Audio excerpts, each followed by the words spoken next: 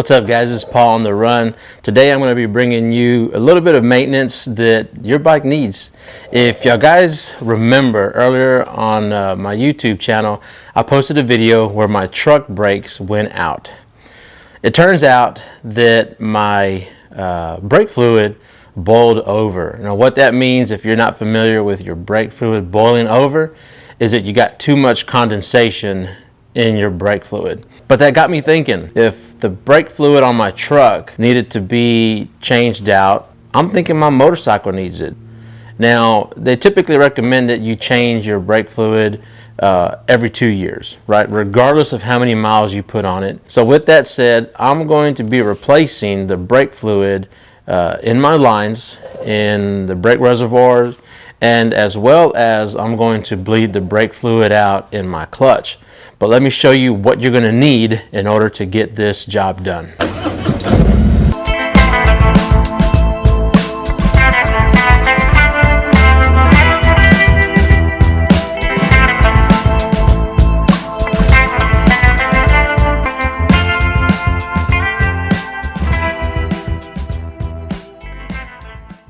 You really don't need a lot of tools in terms of getting this done.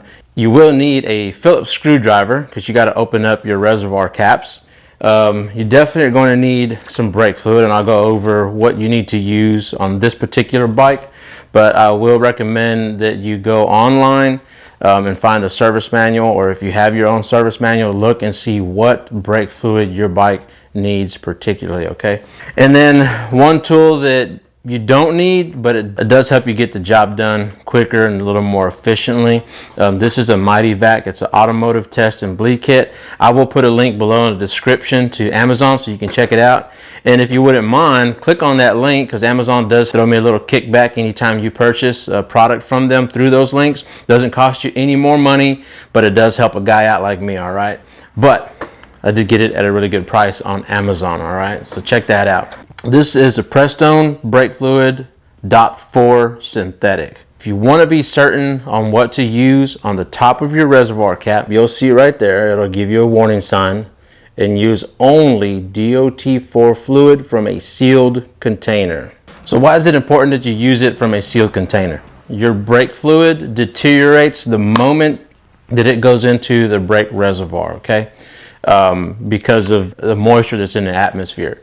So anytime you go and you purchase one of these, make sure you go to the store and get it brand new. You want to make sure that that is sealed off just like that.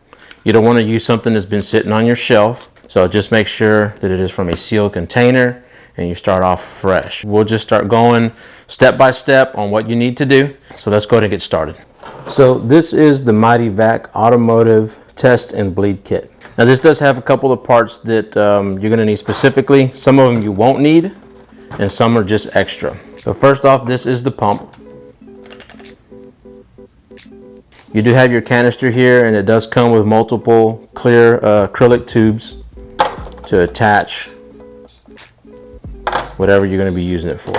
So you're going to need that. This is the cap. This is your catch.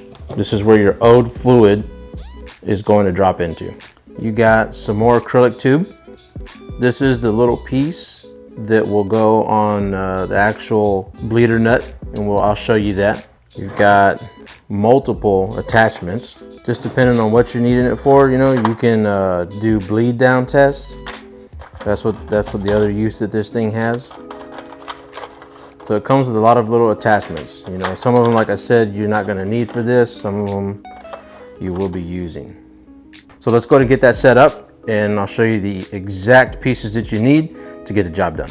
So I went ahead and pulled all the parts out that you're going to need to bleed your brakes out of this kit. Starting off with, you're going to need the Mityvac pump. You're going to need this short tube, and you'll attach that between the pump and the canister. Inside your canister, it has another little piece of acrylic tube. You're going to need the long piece of acrylic tube. Pro tip. What I would recommend that you do is, if you have a blow dryer or if you have a heat gun, go ahead and crank that thing up and heat this up, and then kind of hold it straight and let it cool off. This will make it a little more pliable. This is a lot better than the way it was when it came in. Just to show you, This is how it looks when you get it. And no matter what you do, it still gets really wound up. And it gets kind of annoying. And this is what I've done to it. You see the difference? At the end of this acrylic hose is this little fitting right here. It's tapered like a cone. On top of that, you're going to take this other piece and it just squeezes on right on there like that. And that's the part that goes on to the brake caliper. On this model motorcycle, 2019 Road Glide Special, it does have dual calipers on the front. So it's going to share the fluid that comes in this reservoir right here. So the process is we're going to open this up. We're going to drain this out. We're going to suck that out using the Mityvac. We're going to put fresh fluid in there. And then on each side individually, we're going to bleed the brake line. So let's go ahead and take that off and let me show you what I'm talking about. Pro tip number 2, guys, if you don't know this already, DOT4 brake fluid is really bad for your paint. So what I recommend is you go and get yourself one of these trash bags and you cover up the area directly below the brake reservoir that you're working on. I do also recommend that you put a towel down so that that absorbs that initial drop, and if it happens to go through the towel, then there's this underneath it. So when you get ready to open up your reservoir cap, try to turn your bars in such a way that this is as level as possible, okay? You don't want it too far angled to the left or the right, but just level, because as we fill it up, what that's gonna do is it's gonna allow us to fill up the reservoir with as much fluid as possible so that when we start bleeding down below at the caliper, we got a little bit more fluid to play with and we're not having to refill it so often, okay? Let's go ahead and pop this open, and all you need is a Phillips screwdriver. And these aren't really tight, so when you go to put them back on, and we'll touch on it again, you do not need to torque these down. Now when you remove these, just gently remove them. There might be a little bit of brake fluid. You want to be careful again not to just spill brake fluid all over the place haphazardly, okay? Sometimes you'll notice that it might be cloudy or milky looking or really dark. This still has an amber hue to it. I'm gonna go ahead and put this in here. And we're basically just going to suck all this fluid out. Then make sure you just get it from all the crevices that you can.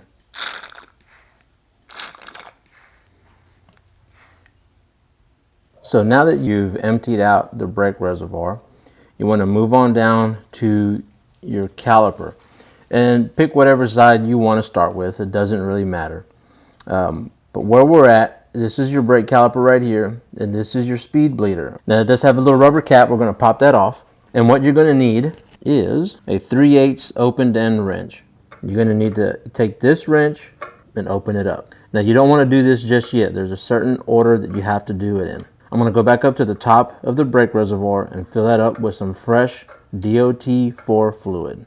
Now I want y'all guys to see the difference. When I took out this fluid, you saw that it was slightly amber, but watch when I put in this fresh fluid here. Look at how much clearer it is. Now keep in mind, we've only taken out the fluid from the reservoir.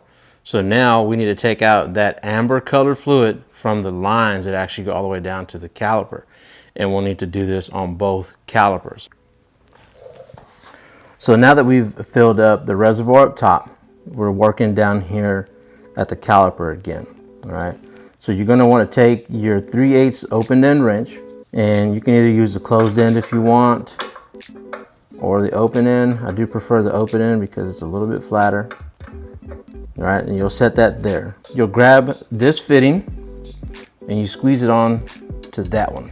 And then what you'll do is you'll take the Mityvac. We're gonna go ahead and pump this up. And what you're gonna do is before you open up that bleeder, pressurize it. Leave it just like that. Go up here and you're gonna release this. And you're gonna barely open it. So as you loosen that up, you should actually start seeing fluid flow through. So you'll tighten it back up, pressurize it again, and let it flow through. Now you close that back up, and let's go back up to the top because we got to add a little extra fluid. So we're going to keep on filling this up. until we get it all clear. So once it starts coming out clear at the bottom, then you'll know that that line has been flushed properly. If you'll notice, you see it right there in the line, that's still the old fluid. See the difference? That amber yellowish color?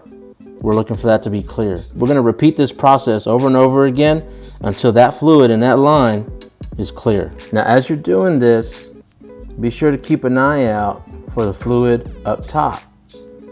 It's important that you do that because you don't want to introduce any air bubbles into the lines, because then you have to start all over again.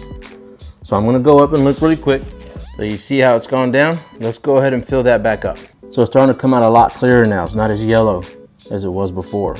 That's what you want. This is that line that goes all the way up, right? So what you're doing is you're removing that old brake fluid from inside this line. I'm seeing that fluid come through very clear now, but that's what we've taken out so far. That side is done.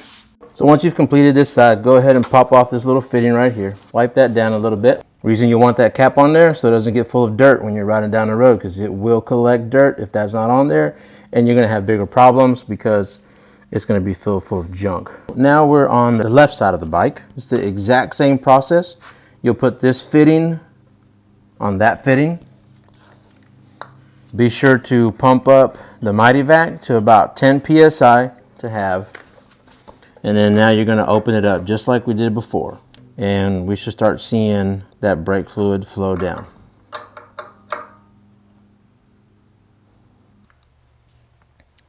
All right, so now that we got that flushed and everything looks nice and clean, just go ahead and fill up your reservoir. And just fill that up to about right there. Now before you put the cap on, go ahead and give the lever a couple of squeezes. So that feels really good. By the way, if you haven't noticed, I removed my mirrors for your convenience so that you can see a lot better. But also, pro tip number 3, get the mirror out of the way so there's no obstructions while you're working on this particular area, dealing with this very volatile brake fluid that can damage your paint. So now that you have gone ahead and cleaned this up, put in your brake fluid, you'll want to go ahead and put this cap back on. Take your Phillips screwdriver and then screw it in. Let the screw find the thread and seat it in softly. Now you might get a little bit of the brake fluid that's on the side, so just have a napkin ready so you can wipe that up like that. And you just want to tighten this up pretty much just until it stops. Just use your thumb and your index finger. And when you can't twist it anymore with your thumb and index finger, unless you're the Hulk, that's all you need. All right, so before we move on to the back, I just spin your front tire and grab a handful of brake.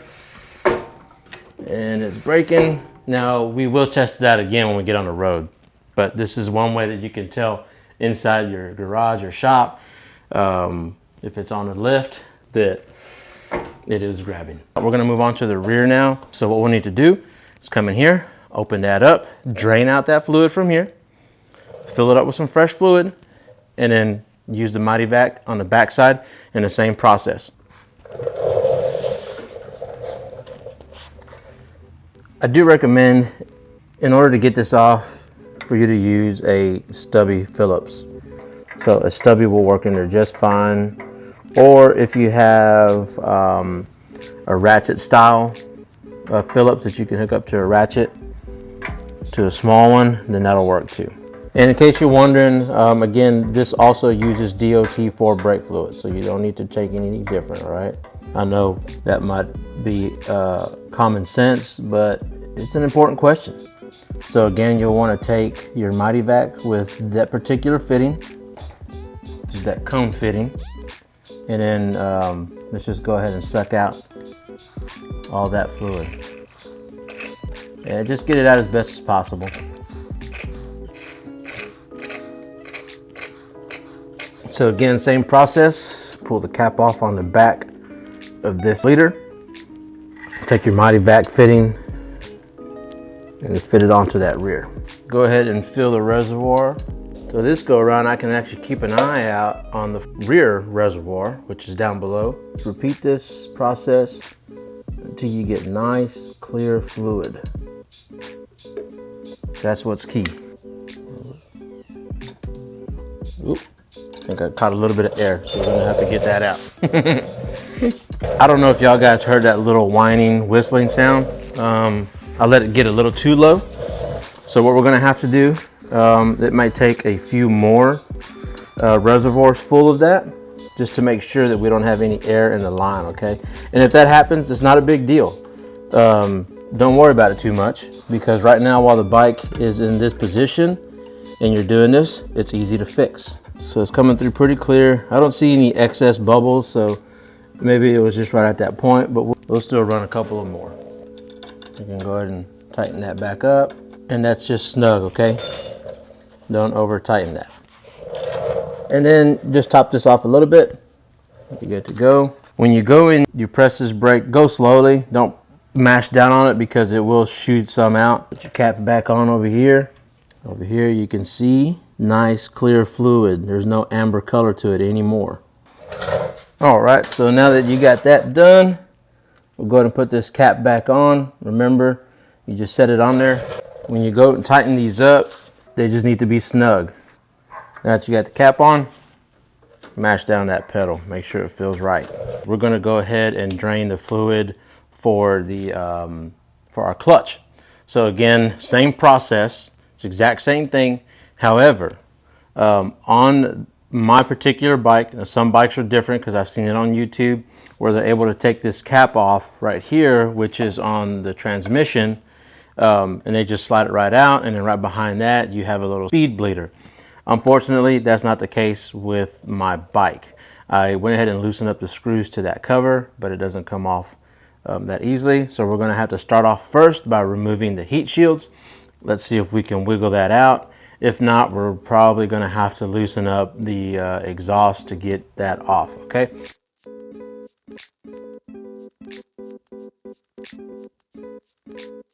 Like y'all just saw on the time lapse, I had to remove quite a few things and loosen up some stuff. Or remove one thing, but loosen up quite a few things. So in order for us to properly bleed the clutch line, we do need to remove this cover that goes right here on the side of your transmission. And then once you have access to that, then we can go ahead and do that.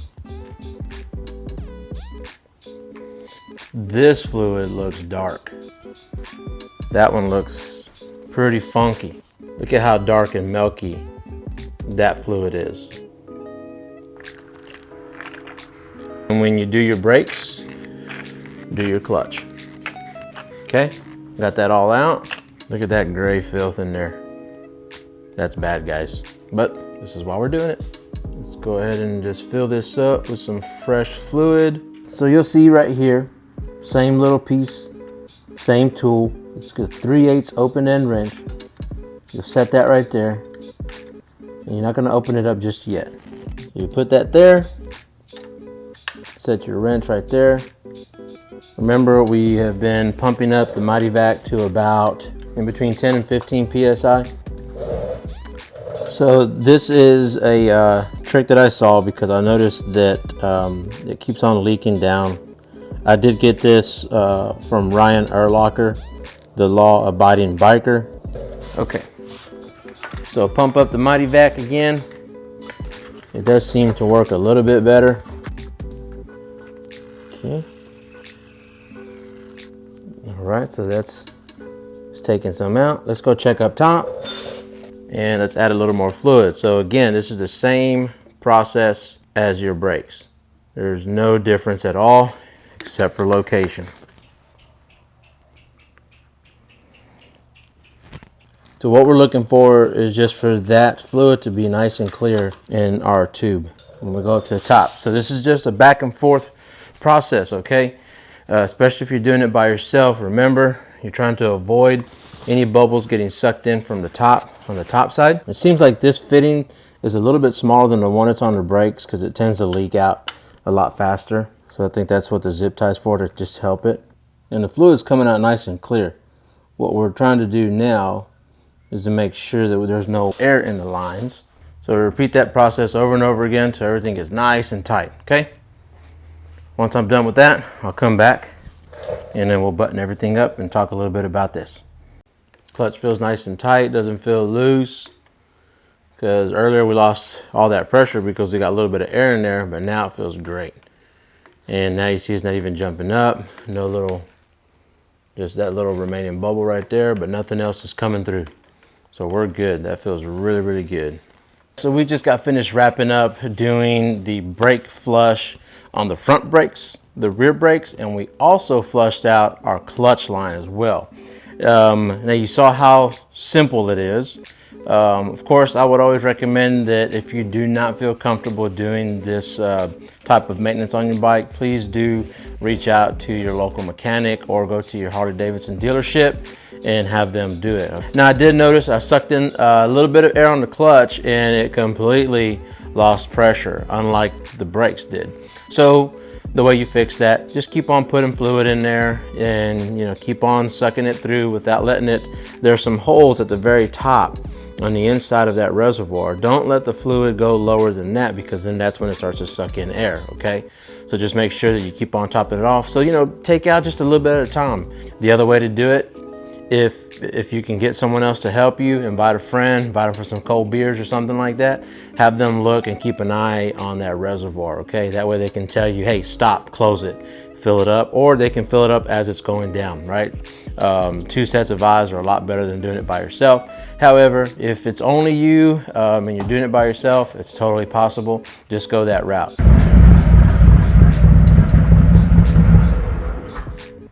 So that wraps up flushing the brakes front and rear as well as the clutch. So again, to reiterate the importance of doing this, they do recommend that you do it every 2 years. Reason being is, from the moment that DOT4 or DOT3 brake fluid touches air, it starts to deteriorate, okay? Over time, in your lines, due to the atmosphere, it gets condensation. If at some point it gets too much, your brakes will boil over, and then you'll lose pressure and you'll lose brakes. So I hope you guys enjoyed this tutorial on how to flush your brakes and hydraulics. If you did like this video, please hit the thumbs up button on it. Until next time, deuces.